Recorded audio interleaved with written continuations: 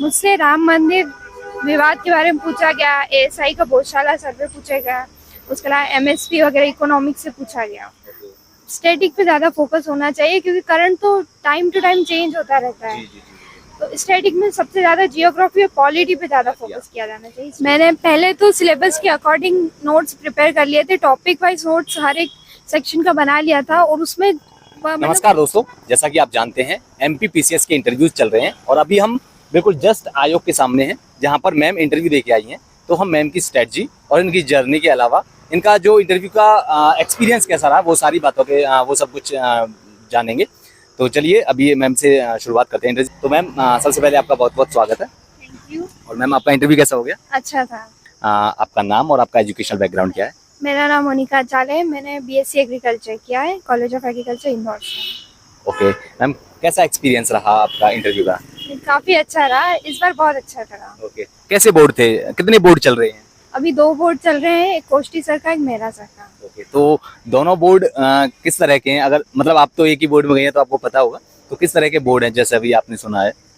अच्छे हैं काफी, आपको माहौल के हिसाब से फेमिलियर किया जाएगा और अच्छे क्वेश्चन पूछे जाएंगे, ऐसे कोई भय वाली या डर वाली बात नहीं रहेगी। ओके ओके, तो मैम जैसे ही इंटरव्यू पैनल के सामने आप पहुंचती हैं तो कैसा माहौल था और कैसा फील कर रही थी?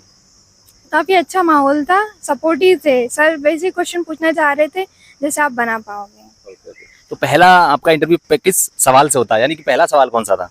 सर ने मुझसे मेरा इन्फो मतलब वही पूछा था, आपका इंट्रोडक्शन दे दीजिए और उसके बारे में आगे फिर आपकी ग्रेजुएशन और गृह जिला के बारे में पूछा गया था।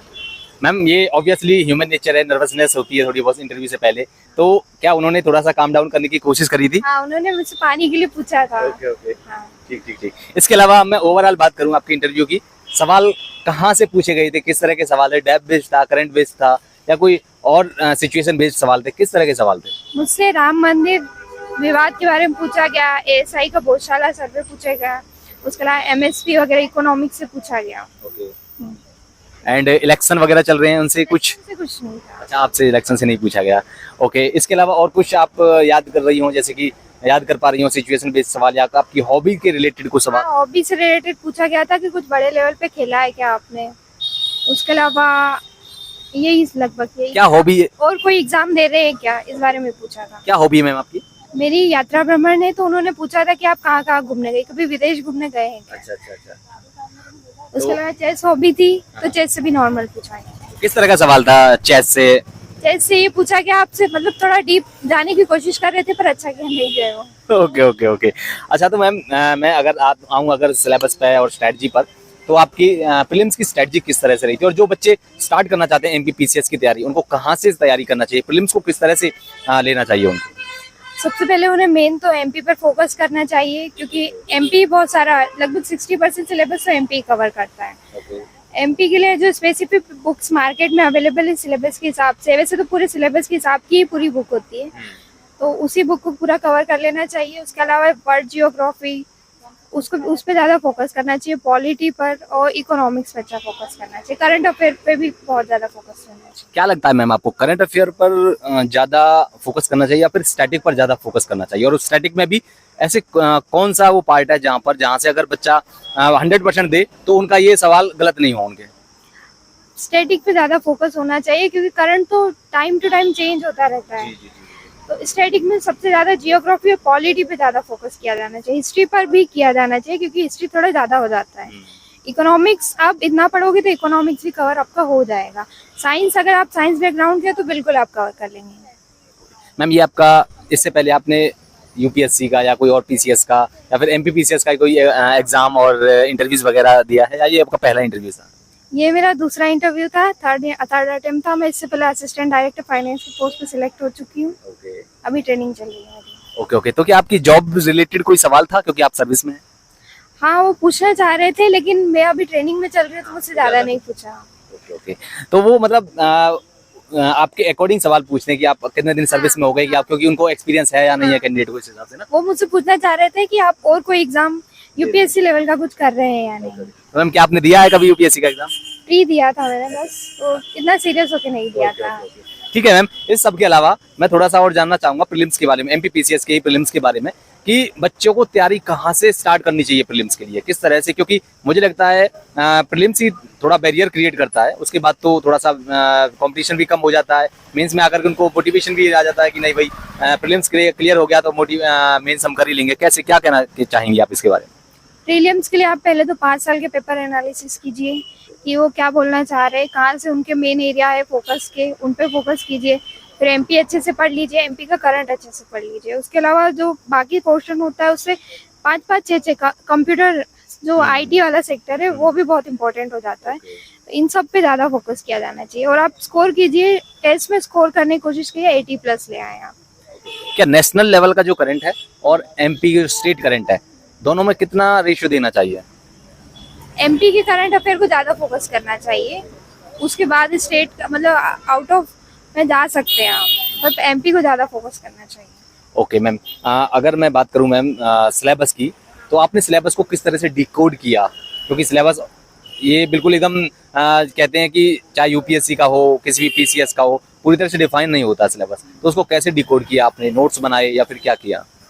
मैंने पहले तो सिलेबस के अकॉर्डिंग नोट्स प्रिपेयर कर लिए थे, टॉपिक वाइज नोट्स हर एक सेक्शन का बना लिया था और उसमें मतलब 1 पेज में एक टॉपिक का पूरा सारा मटेरियल था। उसके अलावा अगर करंट में कुछ मिलता है तो उसी पेज में ऐड किया जाता था। हर सब्जेक्ट का अलग अलग नोट्स प्रिपेयर कर लिया था और की पॉइंट और की हाईलाइट्स पे फोकस किया था।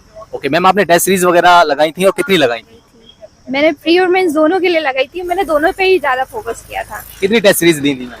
मैंने 2 टेस्ट सीरीज दी थी। अच्छा, 2 टेस्ट।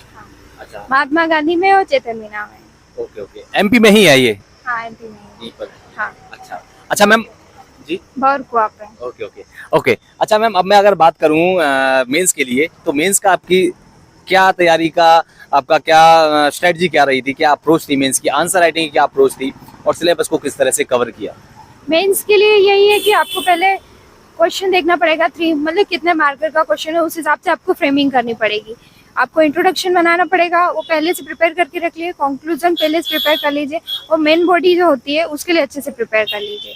हर चीज़ के लिए शॉर्टकट में से बोलना तो नहीं चाहिए, लेकिन यहाँ पे कॉपी का साइज बहुत कम है और लाइनें बहुत कम है, तो आपको थोड़ा सा उस पर ध्यान देना पड़ेगा कि आपको मेन ही चीज़ों पे फोकस रहे।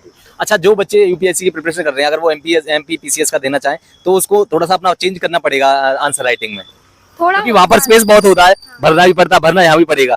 यहाँ पर अगर उसी चीज को कम स्पेस में अगर दिया जाए तो? पर हो जाता है वैसे, अगर आप ज्यादा लिख रहे हैं और फिर कम पर आते हैं तो हो जाता है मैनेज। अच्छा ठीक है मैम, और मैं अगर बात करूँ आपके बुक रिसोर्सेज की, तो क्या रिसोर्सेज क्या रही है, बुक लिस्ट क्या रही है आपकी?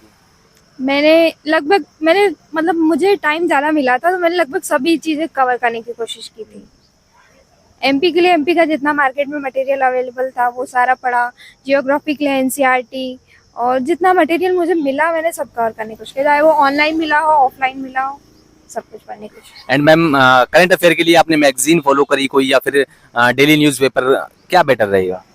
मैंने करंट अफेयर के लिए मैगजीन तथ्यवान थी, इंटरनेशनल के लिए भी, एमपी के लिए भी, उसके अलावा जो एनुअल जो भी आपकी मैगजीन आपको अवेलेबल हो जाती है, स्पेक्ट्रम या जो भी हो जाती है, उनको कवर कीजिए। क्या बजट, इकोनॉमिक सर्वे वगैरह इस सब का रोल रहता है, थोड़ा बहुत करना चाहिए, छोड़ देना चाहिए? क्योंकि बहुत लंबा हो जाता है, बजट भी पढ़ना फिर इकोनॉमिक सर्वे। वो आप बाद में कीजिए क्योंकि अच्छा। वो थोड़ा लेंदी और वो नहीं भी कवर करते हैं तो भी आपका बहुत सारा काम हो जाता है।